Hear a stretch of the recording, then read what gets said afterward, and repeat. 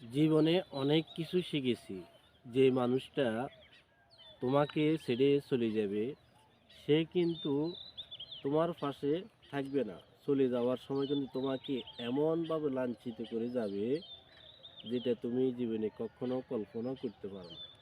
অথচ তার জন্য তুমি কত কিছু যে করলে, হোক সেটা সম্পর্ক তোমার কাছে 2 বছর অথবা 5 বছর অথবা 10 বছর, যখন সে তোমার থেকে দূরে চলে যাবে এমনভাবে তোমাকে আঘাত করে যাবে, তুমি এটা মনে করবে যে এর চেয়ে কঠিন কষ্ট তোমাকে জন্মের পর থেকে আর কেউ করেনি।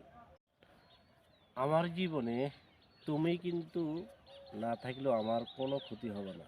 আর তোমার জীবনে আমি যদি না থাকি তাহলে তোমার কোনো অসুবিধা হবে না। তুমি নিজেও চলতে পারবে, আমি নিজেও চলতে পারবো, কিন্তু সাময়িকভাবে হয়তো তোমার জন্য একটু মায়া হইতেই পারে। আপনি মানুষকে ক্ষমা করতে শিখেন, দেখবেন আপনি নিজে সফল হবেন। মানুষকে যদি ক্ষমা করতে যদি না শিখেন তাহলে আপনার সফলতা কখনো আসবে না। এই জন্য আপনি সবাইকে যে কোনো কাজ করার, আপনার সাথে অন্যায় করার সাথে সাথে আপনি তাকে ক্ষমা করে দিন। দেখবেন সে আর দ্বিতীয়বার অন্যায় আপনার সাথে করার সুযোগ পাবে না। আমি ভালো এবং খারাপ দোনোটাই আছি। তুমি ভেবে দেখো তুমি কোন জিনিসটা গ্রহণ করবে।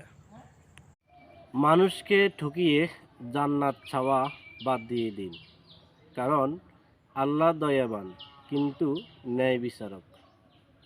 ভালো হওয়ার প্রথম ধাপ হচ্ছে মিথ্যা ছেড়ে দেওয়া। সবচেয়ে শক্তিশালী ব্যক্তিত্ব উনি যিনি সমর্থ থাকার সত্ত্বেও আপনার থেকে কোনো প্রতিশোধ নেয় না।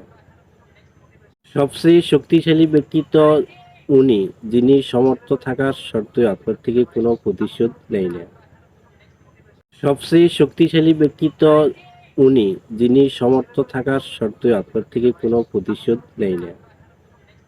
তুমি যাকে যত বেশি সুযোগ দিবে সে তোমাকে তত বেশি ধোঁকা দেওয়ার জন্য পায়তারা খুঁজবে। সে আপনাকে ধোঁকা দেয় একবার, সে আপনাকে বারবার ধোঁকা দিতে পারে।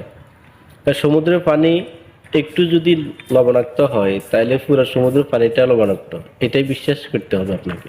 যে আপনাকে ধোঁকা দেয় একবার, সে আপনাকে বারবার ধোঁকা দিতে পারে। তা সমুদ্রের পানি একটু যদি লবণাক্ত হয় তাহলে পুরো সমুদ্রের পানিটা লবণাক্ত, এটাই বিশ্বাস করতে হবে আপনাকে।